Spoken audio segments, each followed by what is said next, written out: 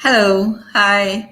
A very good evening from Malaysia and a very good morning, afternoon to our participants from different parts of the world. So we meet again today for our Let's Talk ID series. This is our fourth series, and we are very happy to be hosting another great speaker again. And we are also glad all of you are able to join us today. And let's check out what our speaker today have to share with us. Before I invite our speaker up, I would like to share a little bit more about our invited speaker today. So our speaker is Dr. Gretchen Wentzell Lowerison. Okay, she's the co-founder and MD of Corridia Innovation from Ontario, Canada. I'm so glad Gretchen accepted our invite because I've seen her sharing her work while I was in Dubai. She was our associate professor there, and she always had great ideas to share with us and with her students. So Dr. Gretchen comes with her degrees. Her degrees are in psychology, education psychology, and educational technology. So it's always nice to see someone who is in the field and who's in the academia, as well as she's also, on her own. She has a company and she runs it. So she comes from both worlds, yeah. And Gretchen has widely published, in areas of learning theories, in relationship between pedagogy and technology, and in ID. And I've seen her work, and I think we will be able to tap into Gretchen's knowledge and skills and resources as well today. Okay, she is currently contract faculty at Bishop's University in Canada, and she's still associate faculty at Hamdan bin Mohammed Smart University in the UAE. Okay, Gretchen was just a while ago sharing with us how she is a very active member of the World Anti-Doping Association, and in fact, she has been there for a long time now, as she shared with us, and because she's really keen to do social science research in this area. Okay, so with that, I would like to have Dr. Gretchen on board with us. Dr. Gretchen. Hello, Aptar. Nice to be here. Thank you for inviting me. I'm very excited to be able to speak on this really important topic about designing in a socially connected world. And in order to continue with this, I will share my screen and my slides. Thank you so much, Gretchen. We are really looking forward to this talk today. Yeah. So we will get connected to your slides and to your presentation, and we'll move forward with that. Thank you again. Okay, thank you. So what we're going to be talking about today is starting from the idea that we're living in the knowledge age and that most of our learners are digital natives. They've never experienced a life without internet. And in order to frame this talk a little bit more, we're going to see how learners learn and how teachers teach in this socially connected world. But we're going to do that within the context of COVID-19 restrictions and how everybody was forced to move into an online world. With so many socially connected learners, why was it difficult for us, or for many of us, to move to this online world? The argument that I want to present today is that the answer lies in instructional design. So in 2000, we saw a flurry of research in the area of how best to support learners, not only online, but in face-to-face classrooms. We moved from the didactic learning experience where the teacher transmits knowledge to the learner receives that knowledge and then repeats that knowledge on a test, to something that was a little bit more active. We saw research that was telling us that the best way to help learners to learn is in a learner-centered environment where we understand and support the needs of the learner. We help them to build on their existing understanding. We then moved into we then included the knowledge-centered aspect of this. We want to be able to support learners and their learning goals. We want to help them understand how those learning goals and what they're learning applies in real life, make it authentic, make it meaningful. And we wanted it to be assessment centered, meaning that the learners are going to benefit from feedback. They're going to get feedback from the instructor. They're going to get feedback from the technology that they're using. They're going to get feedback from their peers. They're going to get feedback from many, many different sources. And we want to bring all of that in to the teaching and learning process, either as informal or formal assessment. And then to make sure that all of this is working really nicely in our social world, we want this to be community centered, so that we do have interaction from many different levels of that community.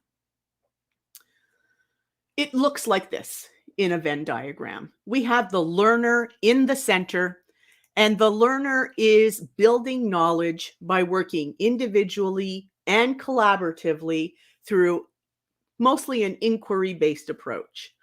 The strategies that the teacher and the learner will use are things like case studies, problem solving, authentic projects, opportunities to test hypotheses, and bringing in the role of technology, and particularly networked technology, in helping to facilitate and foster and enhance that learning. So the question was, how do we prepare learners to succeed in this rapidly changing world of the internet, of connectivity, of access to all of these resources? How do we do it?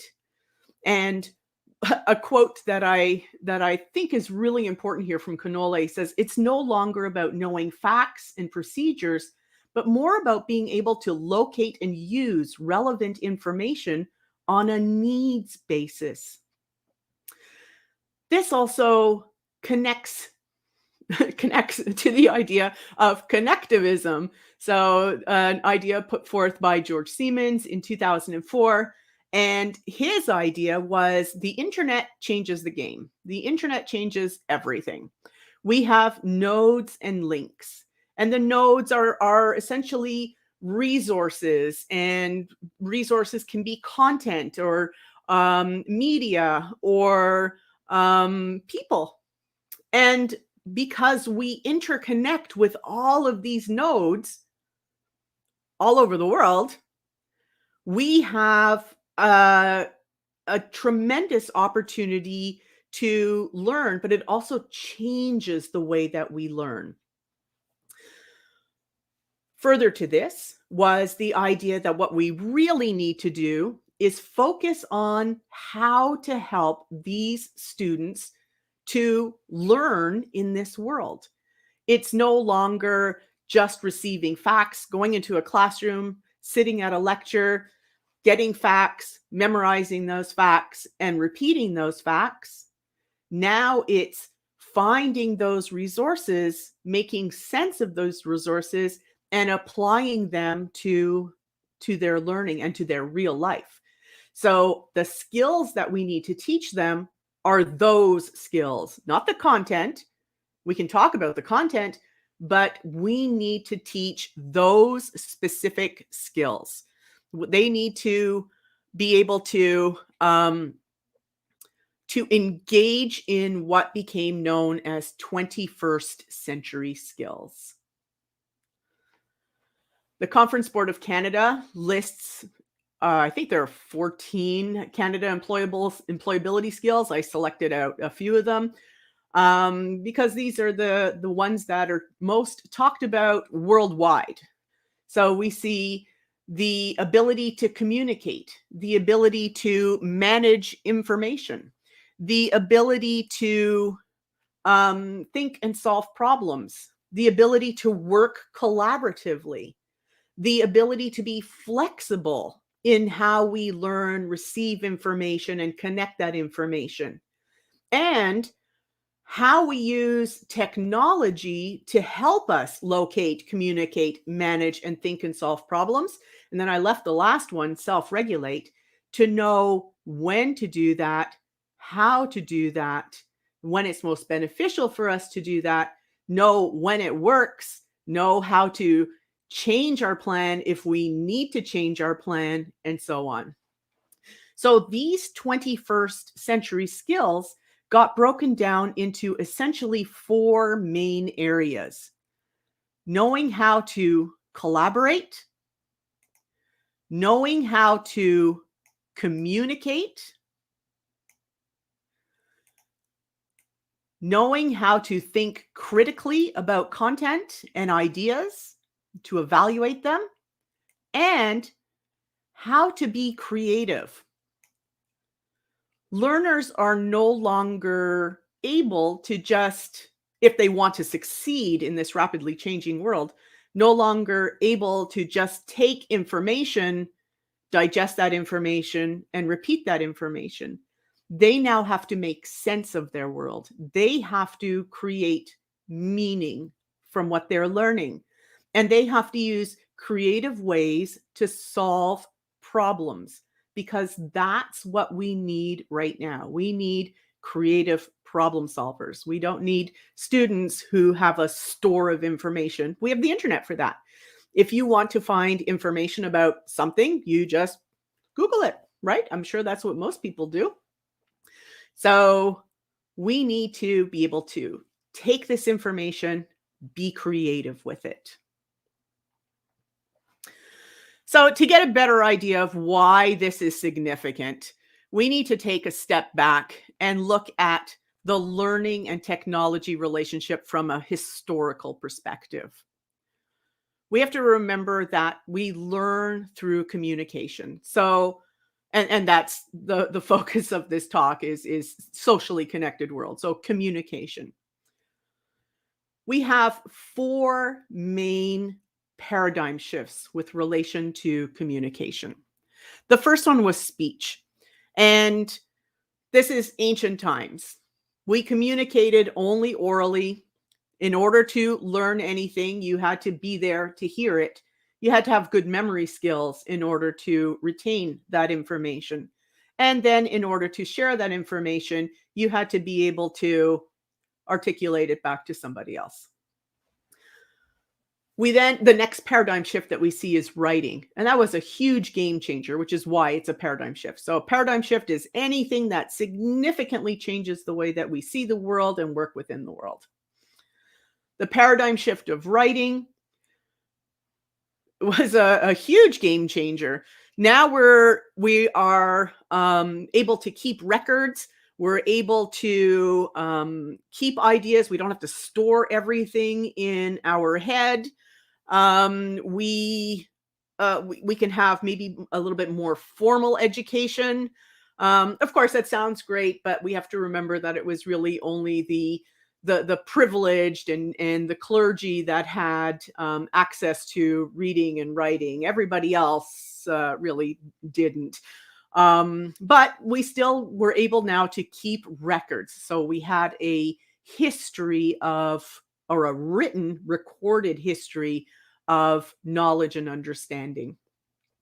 The next huge one is printing. So Johannes Gutenberg, the invention of the printing press. This suddenly made knowledge available to the masses. It was still mostly only available to the elite and to clergy, but there was the possibility that you could find works or a greater possibility that you could find works. And then, of course, as printing became a little less costly and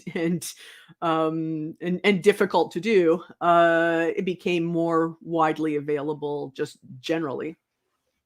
And then the fourth one, and the one that is mostly the topic of or the focus of our talk today, is the internet in the 2000s. And in actual fact, computer networks have been existed since the 1960s, and computer mediated communication has been around since about the 1970s. It's just that it was in a very small network, but a network nonetheless, through through the US government and a few universities. So they were able to communicate with each other. But in a very large scale, we needed to have the internet, so the world connected. So yes, it's commonly identified as being the 2000s that that the internet came into existence. I actually was teaching using and working online in 1998.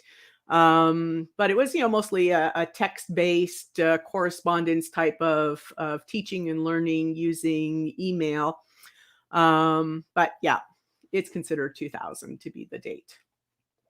But I'd like you to just take a minute and think about the impact that the internet has had on how we interact with each other and how we interact on the world and how we learn.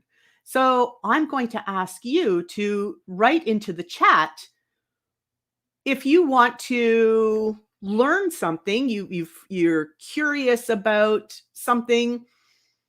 Where do you go for information? How do you find out that information? How do you get the answer to your question?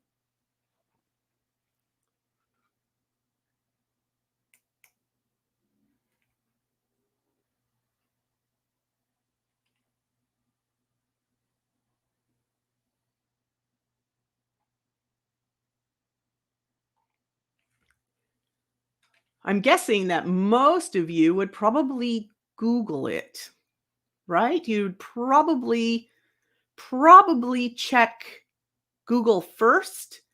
When I ask my class how they do this, the answer usually Google, right? My class normally YouTube. YouTube is number one for them. So Antoinette is saying books, internet, friends, peers. So yes, yeah, you're networking. You're doing a social network. You're connecting with your peers. You're connecting with those nodes and links on the internet in order to find that information. And there was a comment that I saw a little bit earlier. Antoinette says, interesting topic, but more challenging for us in Namibia. Sorry. As most learners are not digital natives. And yes, we will be talking about that as well.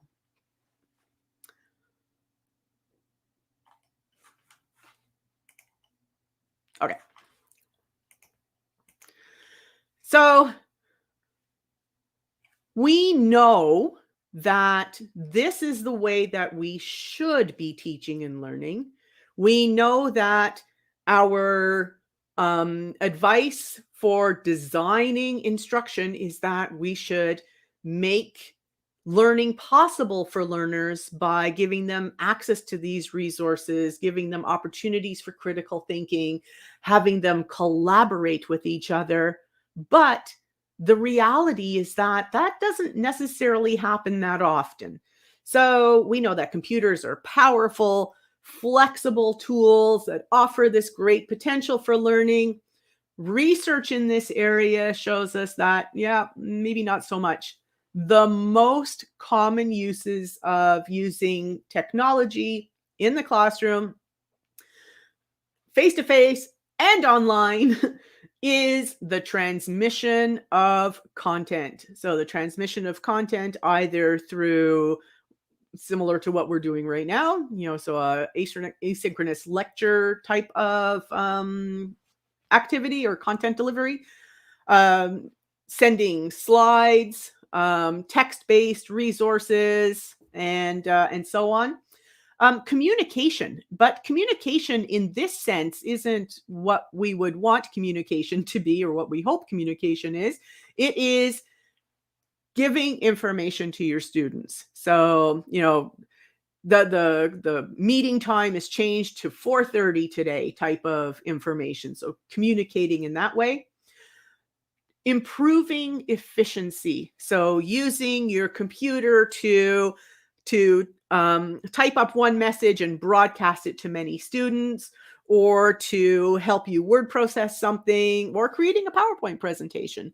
So this is improving our efficiency. And of course, to administer grades and assessment, because computers do that really, really well, much better than humans do.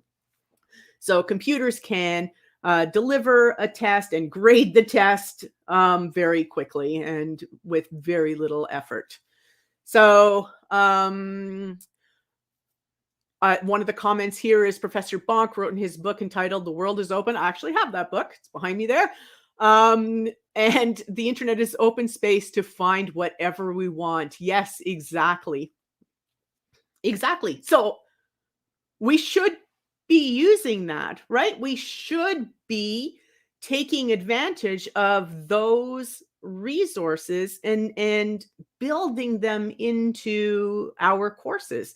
There's an entire, well, I'm going to say movement. I don't know if that's the best word to use here, but an entire group of people on the internet who are pro OER, so open education resources. And it allows us to make use of all of those resources that are being developed, and repurpose them or to sequence them for whatever learning need that we have. Let me see how to refer to the right resources.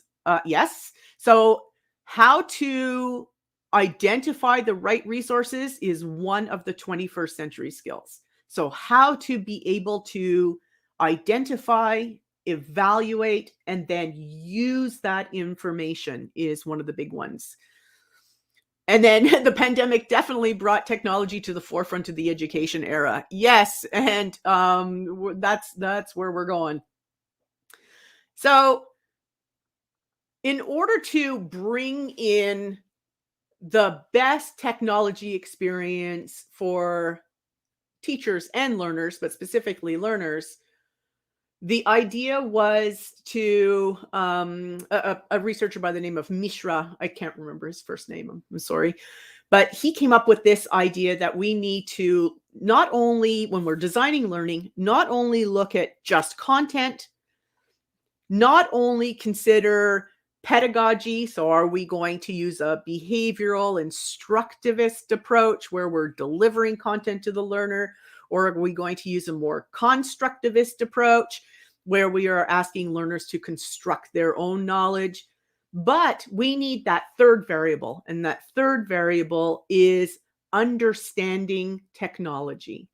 So how technology can facilitate, foster, and enhance learning of content in connection with the pedagogical choices that we make. And he refers to this as TPACK. And he has a TPACK model that you can find at tpack.org to help you evaluate your pedagogy, content, and technology relationship.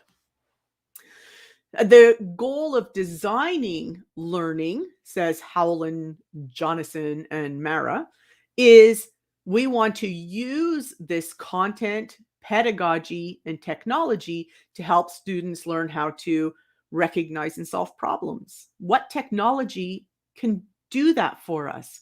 How can we use technology to help students solve problems? Would they be using a word processor to do that? Probably not.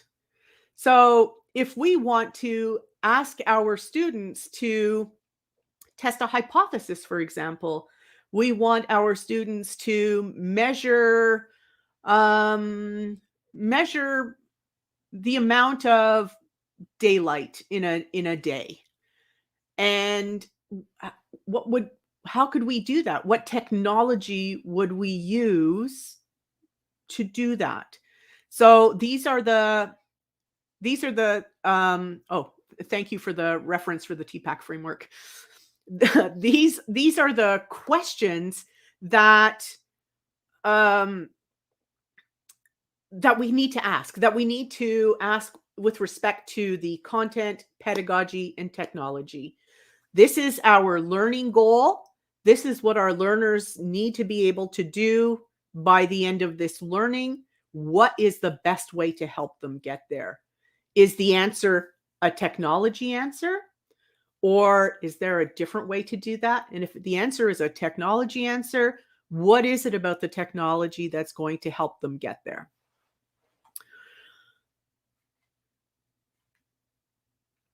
All right, so our typical instructional design model looks like this.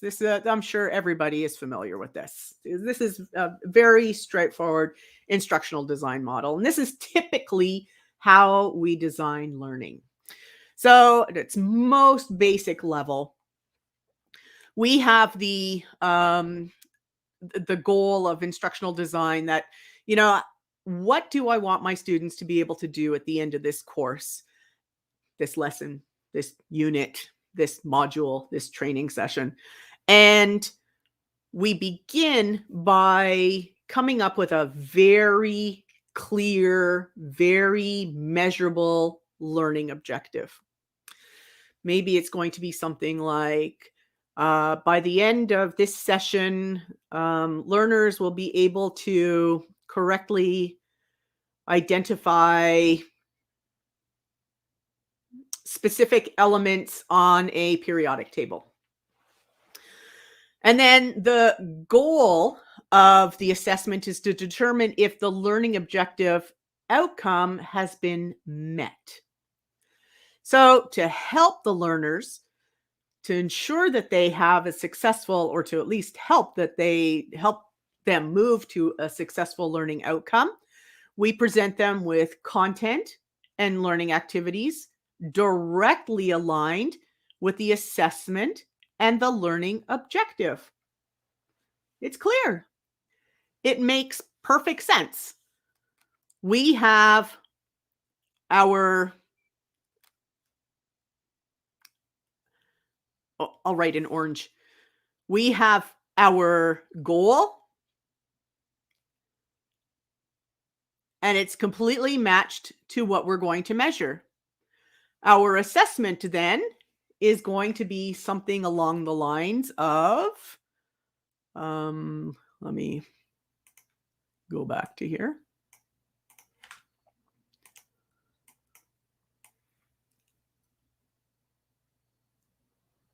No, excuse me. This one. By the end of this session, learners will be able to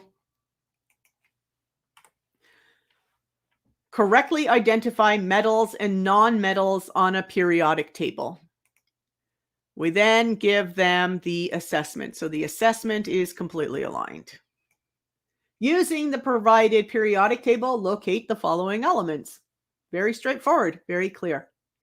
And then we bring them usually with some factual knowledge, and we give them some activities that they can do in order to help them better process that information so that they can do well on the test at the end.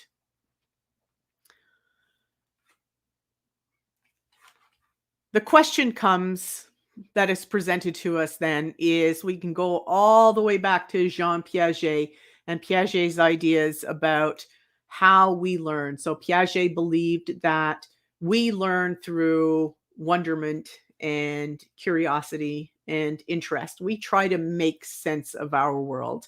And in order to make sense of our world, we develop models of our world. We have an understanding of maybe what a part of the world looks like.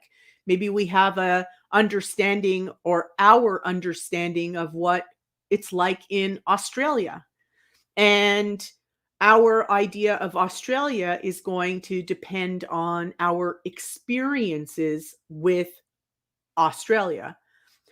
Is it all textbook based? Did we watch videos about it? Did we discuss Australia with people? And each time we do any of these things, we either confirm our idea of what it's like to live in Australia or what Australia is all about, or we need to change our idea of what it's like. So we are either going to accommodate or assimilate or accommodate those ideas into our model of what a concept or idea is. So what Piaget is telling us in this quote, are we forming children who are only capable of learning what is already known? Or should we try to develop creative and innovative minds capable of discovery from preschool age on throughout life? And a traditional, here is the learning objective, here's the assessment, is teaching children what is already known. And of course, there's a place for that. We need that as well. But we need to move beyond that. And the 21st century learning people say the internet and the connectedness and the social connectedness of the internet is the answer. One of my favorite quotes here is on this slide from Jonathan, and he says, knowledge cannot be delivered. Content can. So we deliver content, but our goal is to build knowledge, to build understanding. Okay, so we probably know most of this.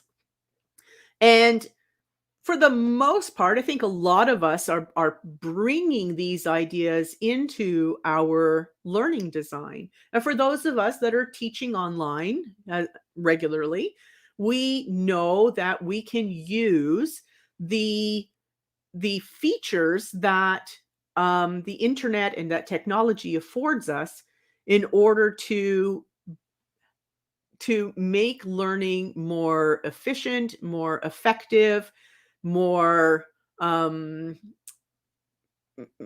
more concrete, I guess, for learners.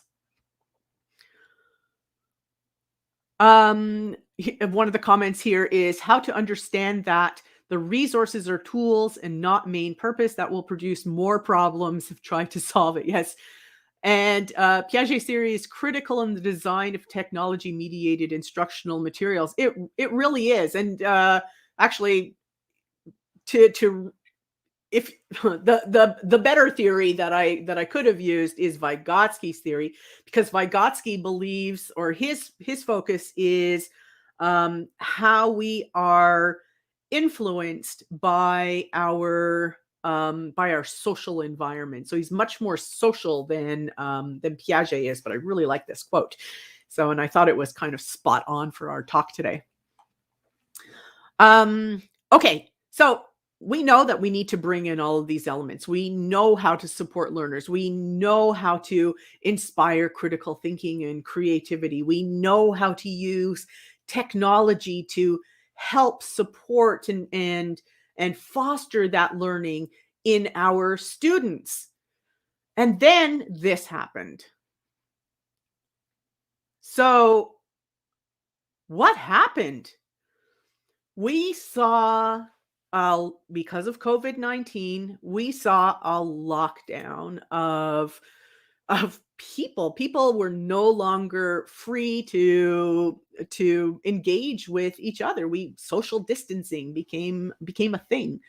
And we needed to do this in order to protect ourselves. It was very important for us to keep socially distanced from others. And that meant that all learning had to happen online. So teachers, students, workers, everybody moved to an online environment. And if we look at what we know about teaching and learning, we know that most of our students are digital natives. So there is the popularity of technology and social media. They use it all the time. Adolescents, for example, are the number one users of social media by far. And we also had the decades of research that tell us about the effectiveness of technology to support learning. You would think that this move to online would have worked quite well, but for the most part, it really wasn't. So let's take a look at that, maybe why it wasn't. The European Union estimated that globally, 220 million students moved to online. And they moved to something called emergency remote teaching. What emergency remote teaching meant was that there was no time to restructure the curriculum. There was no time to bring in all of those great ideas about how technology supports learning. Just very quickly take your course materials, digitize them, get them out there so that students can continue their education. The result of this was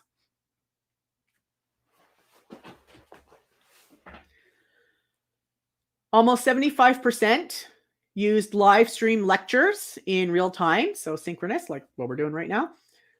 About 45% sent their presentations to students. 32% created asynchronous pre-recorded lectures, and 21 or so percent made audio recordings available to for their students. And I'm just quickly looking at the comments here, and it says after deep into the pandemic for 19 months, yes, students and teachers are still struggling with using technology. And that's really true. And I see that with my own students that really are struggling with this idea of online, because a lot of them are not used to that. A lot of them, even though they're digital natives, a lot of them are used to face-to-face classroom situations.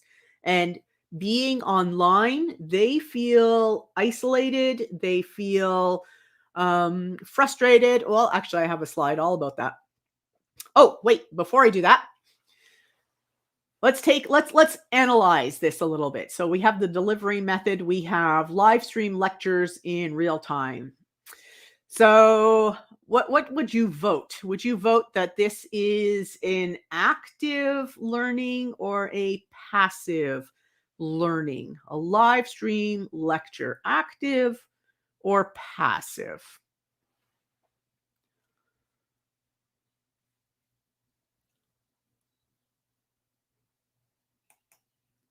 What would you go for? Would you say that by attending a live lecture, you're actively learning or passively receiving information?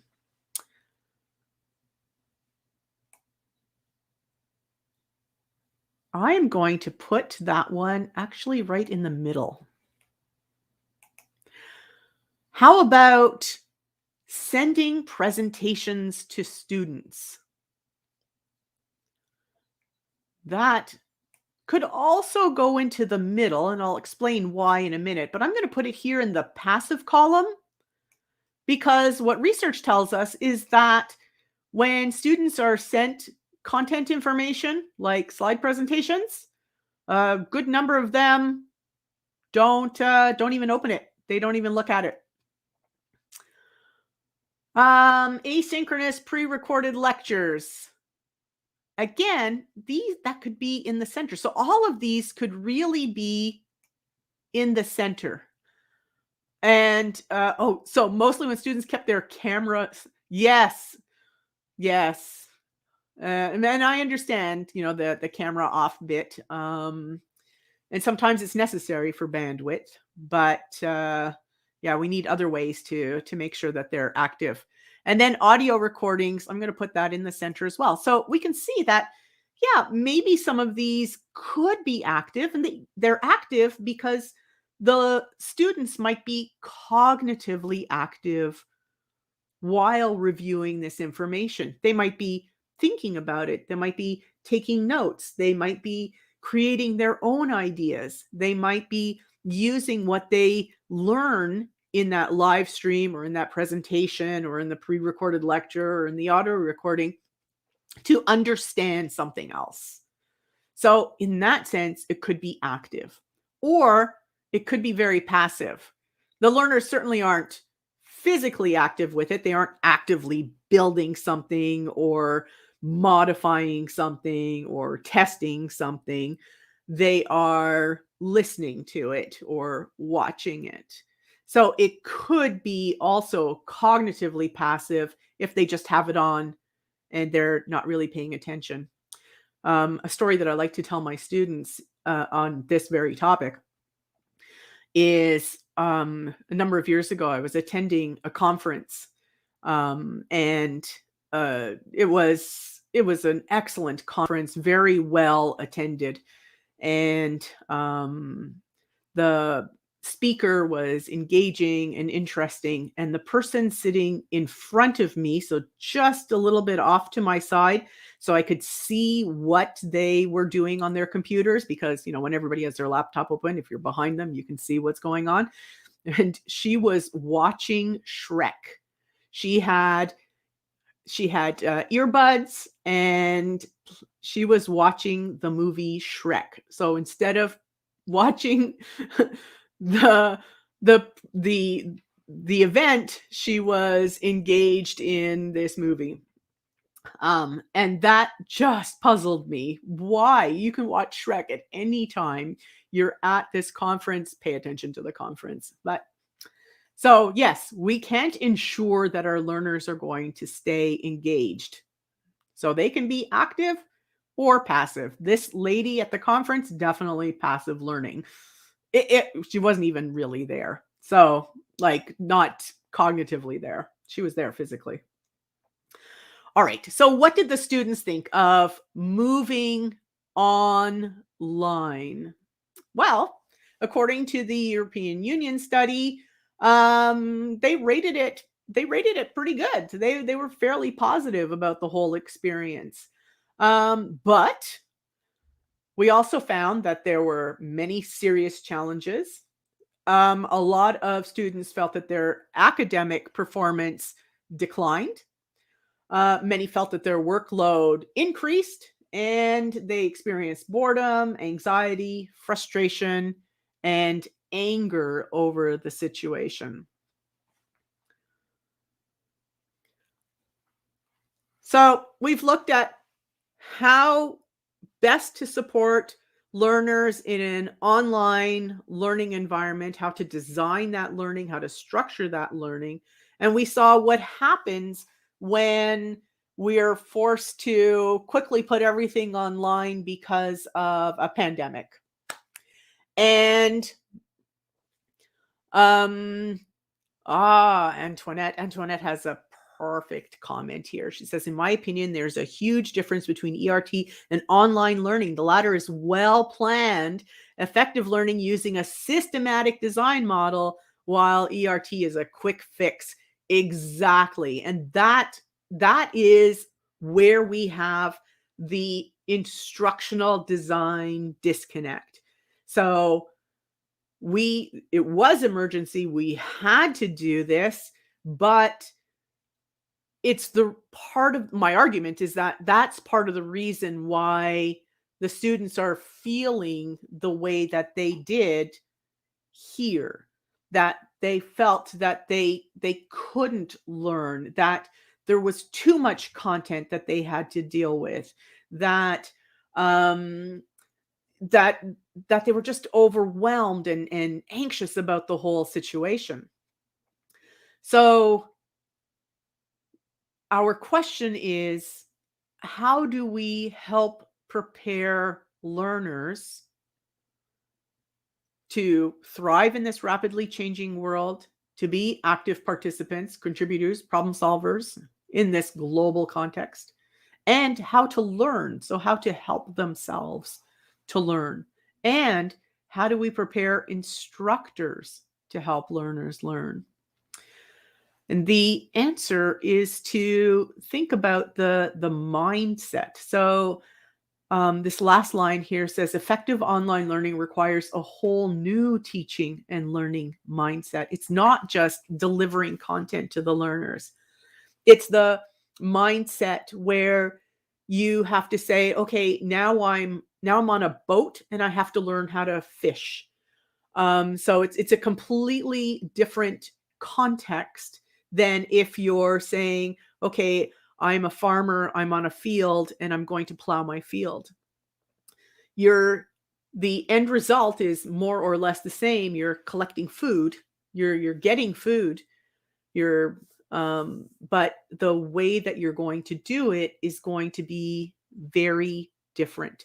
So very much of a mindset change in how we approach teaching and learning. Rather than delivering content, we need to take advantage of that globally connected world. So we have learning experience design, which is very similar to just instructional design. A lot of people say that there's really no difference between these two. And the learning experience design, or LX design, has one big difference. They focus on experience. So their key focus is how do we help learners to experience learning? And part of this comes from research by people like John Seeley Brown and Bransford, Brown, and Cocking, who say that the best way to learn is to apply that learning. And the example that they give is baseball. So when you learn a sport like baseball or soccer or football, you don't sit in a classroom and learn about velocity and the angle of your pitch or anything like that.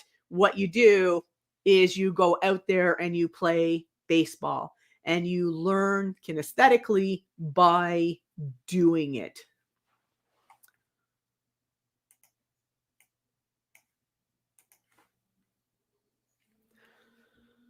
John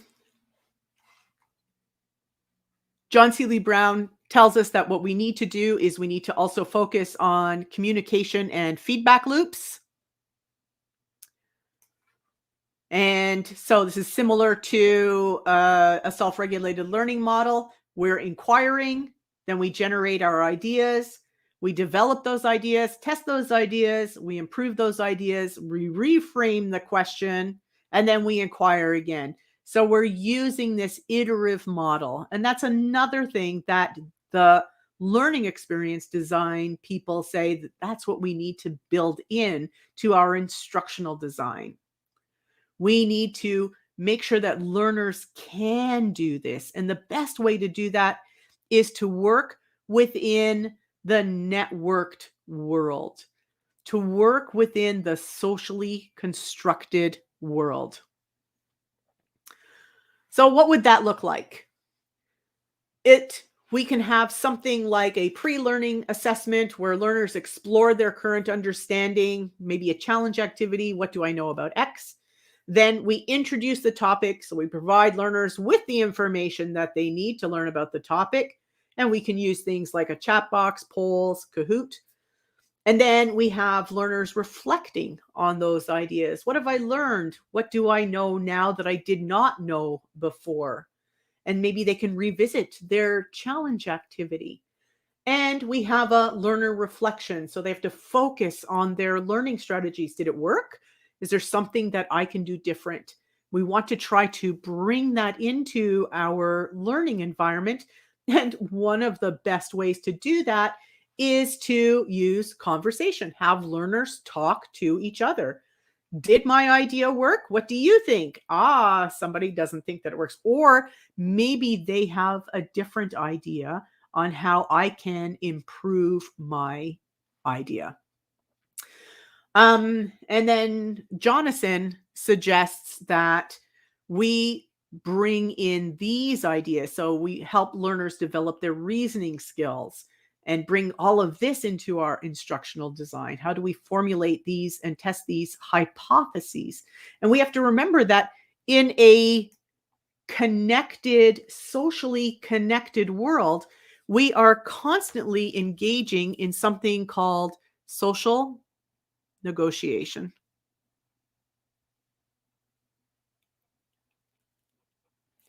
Where we present an idea, we defend our idea, and then we wait for feedback from our peers about what they think about our idea. And then our idea is either going to be confirmed or we're going to modify our idea to take that suggestion. So we explored the idea that online learning is not the same as in-person learning, that there are different opportunities and a different dynamic in online learning. And a mistake that we often make as instructional designers is that we forget or overlook the fact that the internet is social and that we can utilize that to help improve student learning. So there were many challenges about this moving online that we had to do because of COVID-19 that we did not discuss today that are very, very important and key variables in this discussion. One of them absolutely is the lack of access to reliable technology and the internet. On a world scale, this is a major, major issue that we have to consider. A second is lack of private space or a quiet space to work, or lack of technology availability in the home. You might have several people that are learning at the same time, and there might be only one computer. So what happens then? And of course, many, many other reasons that that we can identify in order to try to solve this problem further.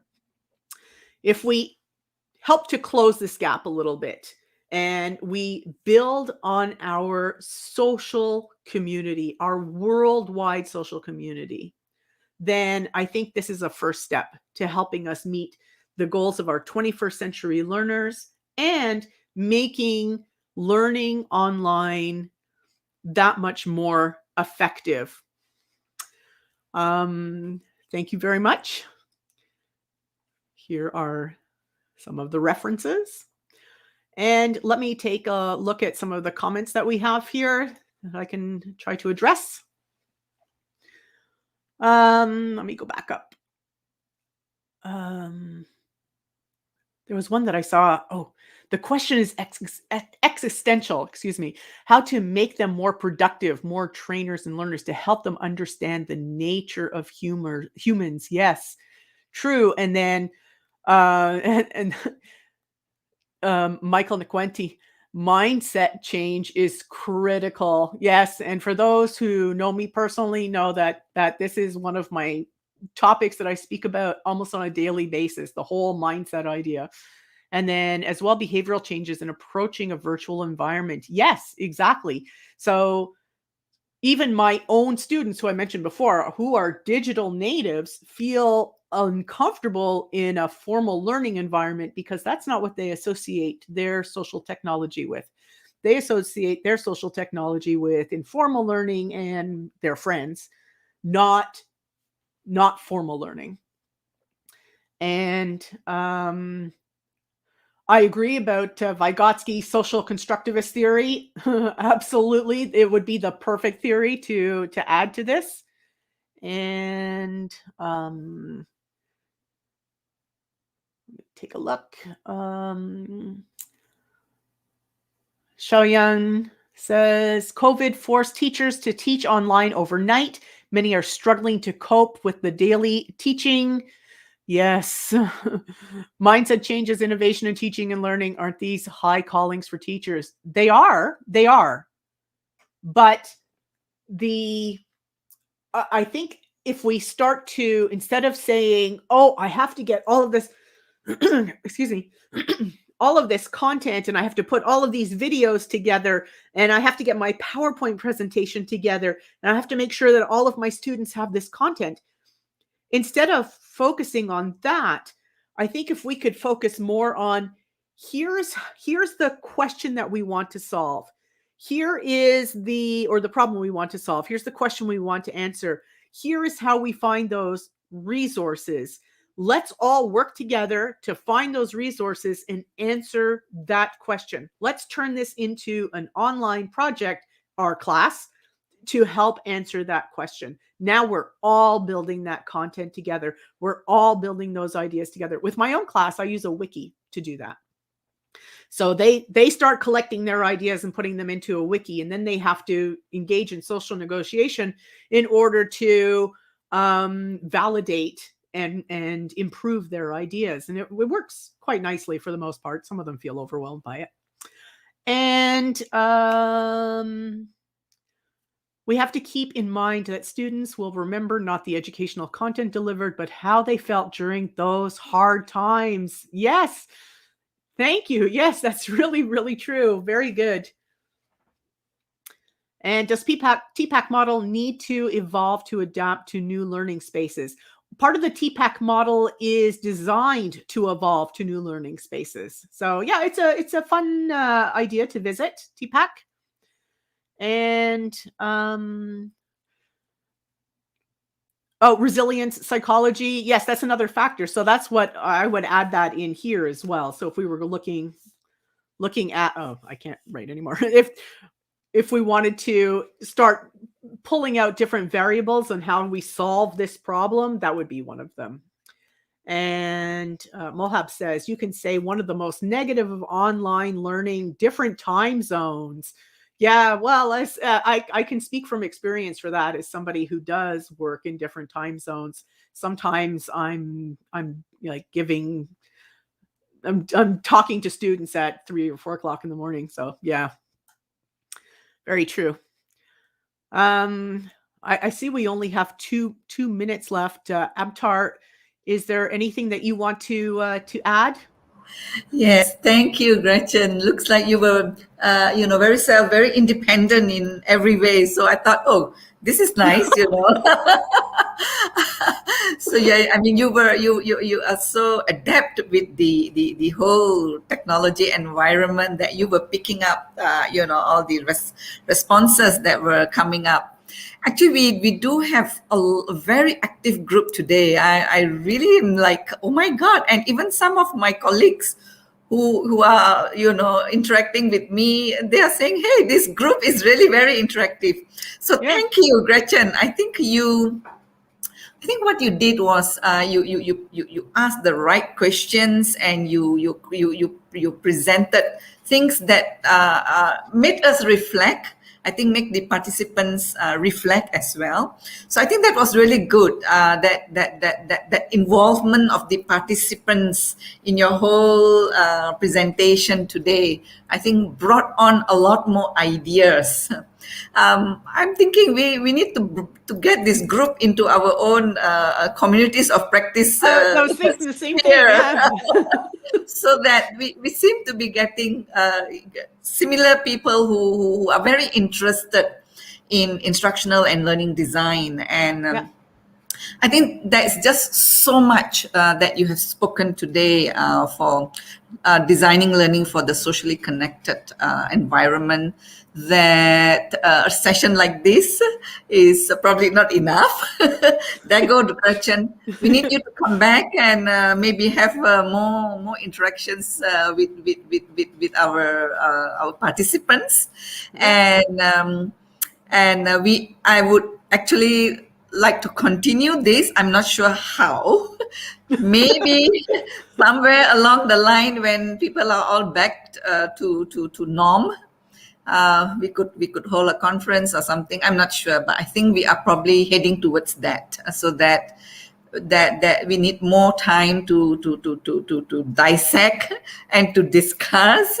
I mean, there have been so many important principles that were brought out today that were important for us to understand how to socially connect our students, and how so important it is for us to do that in the online world now. Yeah. Because Yeah, I agree. we also do carry out our surveys with our students at the Asia Pacific University. We have students from 130 countries. Oh, So nice. that thing about different time zones and all, everybody is truly really struggling with this. And as I said, there's just so much more to talk about, and we do hope. And thank you all the participants, Antoniette, Mike, Gurdeep, Xiaoyan. All of you have been so involved in this discussion today, and I'm really glad. Ramesh too. Ramesh has been, a very active participant as well. Yeah. So in short, from the Asia Pacific University, thank you so much, Gretchen, and we will keep on continuing to have these discussions.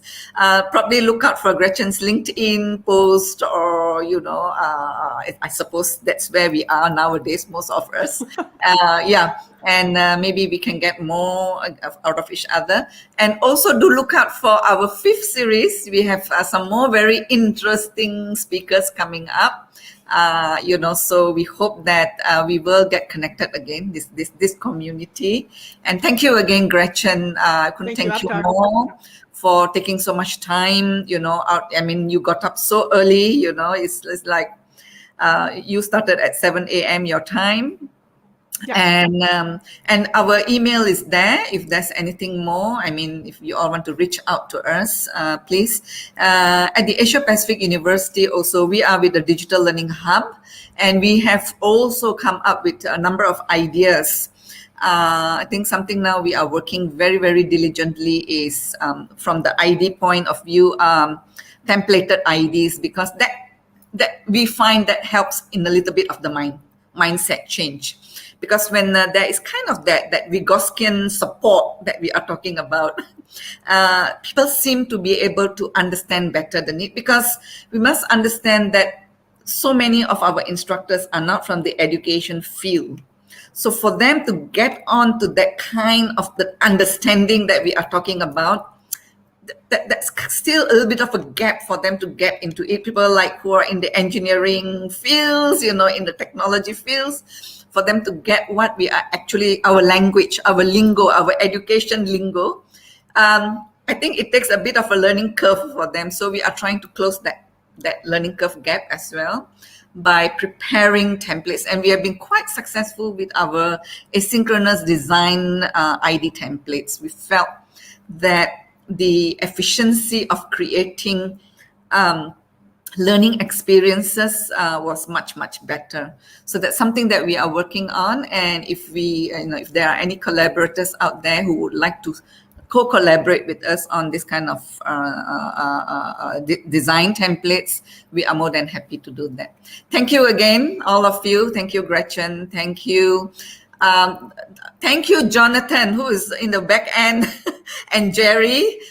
We don't see them, but they're doing a lot of work at the back end to get us all, connected. And we meet again in a month's time. We'll be running another series, and we hope you all will come back and join us again. Thank you from the Asia Pacific University. Thanks, Gretchen. Bye. Thank you very much. Bye-bye. Bye. Bye.